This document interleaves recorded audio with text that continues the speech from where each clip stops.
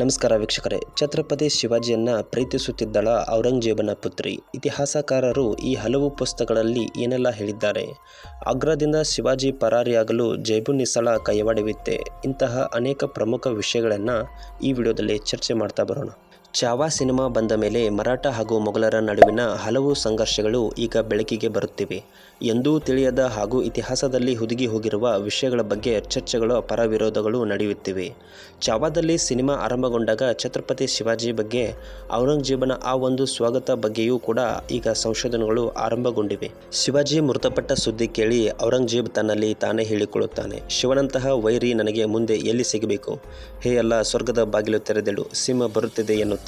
ಈ ಒಂದು ಮಾತು ಔರಂಗಜೇಬ್ ಶಿವಾಜಿ ಮೃತಪಟ್ಟಾಗ ಆಡಿದ್ದಾನೆ ಎಂಬುದು ಅನೇಕ ಸಂಶೋಧನೆಗಳಿಗೆ ಚರ್ಚೆ ಎಡೆಮಾಡಿಕೊಡ್ತಾ ಇದೆ.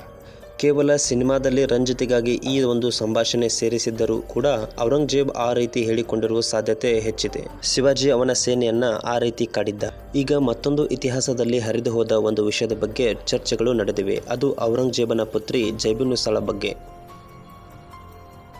ಅದು 12ನೇ ಮೇ 1666 ಆಗ್ರಾದ ಕೋಟೆಗೆ ಬರಲು ಶಿವಾಜಿಗೆ ಔರಂಗಜೇಬನಿಂದ ಸಂದೇಶ ಹೋಗಿತ್ತು.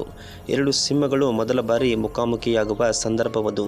ಆಗ್ರಾ ಕೋಟೆಯ ಇಡೀ ದರ್ಬಾರ್ ಅಧಿಕಾರಿಗಳಿಂದ ತುಂಬಿ ಹೋಗಿತ್ತು. ಮರಾಠ ರಣಧುರಂಧರ ಆಗಮನಕ್ಕೆ ಕಾದಿತ್ತು. ಆಗಲೇ ಜಯಸಿಂಹನ ಪುತ್ರ ರಾಮಸಿಂಹ ಶಿವಾಜಿಯೊಂದಿಗೆ ದರ್ಬಾರಕ್ಕೆ ಆಗಮಿಸುತ್ತಾನೆ. ಶಿವಾಜಿ ಆಗಮನದಿಂದಾಗಿ ಇಡೀ ದರ್ಬಾರವೇ ಮೂಕ ವಿಸ್ಮಿತಗೊಂಡಿತ್ತು. ದಂಗು ಬಡಿದಂತೆ ನಿಂತಿತ್ತು. ಔರಂಗಜೇಬನ ಪ್ರತಿ ಹೆಜ್ಜೆ ಹೆಜ್ಜೆಗೂ ಮುಳ್ಳಾಗಿ ಕಾಡುತ್ತಿರುವ ಶಿವಾಜಿ ಇವನೇನಾ ಎಂದು ತದೇಕ ಚಿತ್ತದಿಂದ ಶಿವಾಜಿಯತ್ತ ಎಲ್ಲರೂ ನೋಡುತ್ತಾ ನಿಂತಿದ್ದರು. ದರ್ಬಾರ್ದಲ್ಲಿ ಮೊದಲ ಬಾರಿ ಔರಂಗಜೇಬನನ್ನು ಭೇಟಿಯಾದ ಶಿವಾಜಿ ಮಹಾರಾಜ್ ಅವರು 30,000 ರೂಪಾಯಿ ಕಪ್ಪು ಕಾಣಿಕೆ ನೀಡಿ ಸಲಾಂ ಮಾಡಿದರು.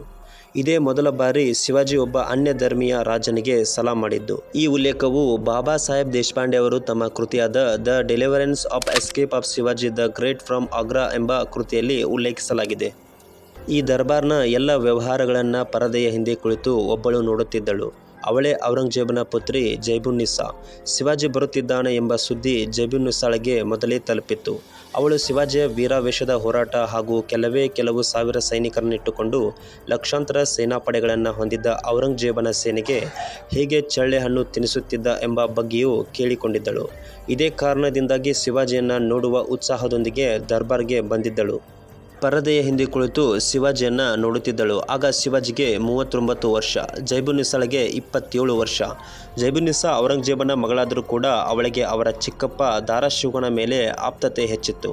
ಅವನು ಅತ್ಯಂತ ಸುಸಂಸ್ಕೃತ ಹಾಗೂ ಉದಾರವಾಗಿ ಬದುಕುತ್ತಿದ್ದ ವ್ಯಕ್ತಿ.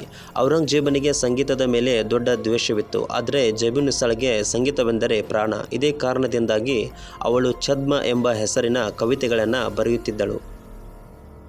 ಜೈಬುನ್ನಿಸಾ ಕುರಾನದ ನೀತಿ ಹಾಗೂ ಸಿದ್ಧಾಂತಗಳ ಬಗ್ಗೆ ಅತಿ ಜ್ಞಾನವಿತ್ತು. ಆದರೆ ಆಕೆಯ ತಂದೆಯಲ್ಲಿದ್ದ ಕಠೋರತೆ ಅವಳಲ್ಲಿ ಇರಲಿಲ್ಲ. ಅಂದು ದರ್ಬಾರದಲ್ಲಿ ಶಿವಾಜಿಯನ್ನು ಬಂದಾಗ ದೂರದಿಂದಲೇ ಆತನನ್ನು ನೋಡಿ ಪ್ರಭಾವಿತಗೊಂಡಳು.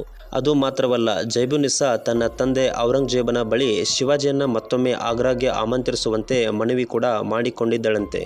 ಆದರೆ ಔರಂಗ್ ಕೂಡ ಒಪ್ಪಿದನಂತೆ. ಶಿವಾಜಿಯನ್ನು ಮತ್ತೊಮ್ಮೆ ದರ್ಬಾರ್ಗೆ ಆಗಮಿಸುವಂತೆ ಆಹ್ವಾನ ನೀಡಲಾಯಿತು.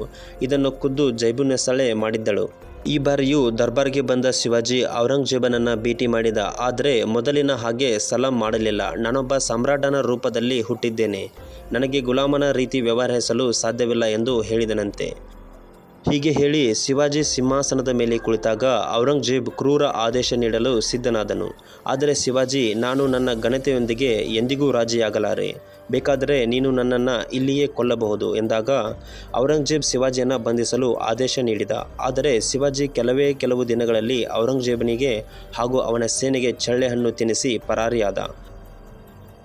ಆಗ ಔರಂಗಜೇಬನಿಗೆ ಒಂದು ಸಂಶಯವಿತ್ತು. ಶಿವಾಜಿ ಪರಾರಿಯಾಗುವುದರ ಹಿಂದೆ ತನ್ನ ಮಗಳು ಜೈಬುನ್ನಿಸಾಳ ಕೈವಾಡವಿದೆ ಎಂಬ ಶಂಕೆ ಅವನಲ್ಲಿ ಮೂಡಿತು. ಶಿವಾಜಿ ಹಾಗೂ ಜೈಬುನ್ನಿಸಾಳ ನಡುವಿನ ಪ್ರೇಮ ಕಥೆಗಳ ಬಗ್ಗೆ ಅನೇಕ ಇತಿಹಾಸಕಾರರು, ಲೇಖಕರು ಅನೇಕ ಪುಸ್ತಕಗಳಲ್ಲಿ ಬರೆದಿದ್ದಾರೆ. ವೀಕ್ಷಕರೇ, ಇದಾಗಿತ್ತು ಈ ಸಂಚಿಕೆಯ ಮಾಹಿತಿ. ವಿಡಿಯೋ ಇಷ್ಟ ಆದರೆ ಲೈಕ್ ಮಾಡಿ, ಚಾನಲನ್ನು ತಪ್ಪದೇ ಸಬ್ಸ್ಕ್ರೈಬ್ ಮಾಡಿಕೊಂಡು ಪಕ್ಕದಲ್ಲಿರುವ ಬೆಲ್ ಐಕನ್ನ ಪ್ರೆಸ್ ಮಾಡೋದನ್ನು ಮರಿಬೇಡಿ. ಈ ವಿಡಿಯೋದ ಬಗ್ಗೆ ನಿಮ್ಮ ಅನಿಸಿಕೆಗಳನ್ನು ಕಮೆಂಟ್ ಮೂಲಕ ತಿಳಿಸಿ.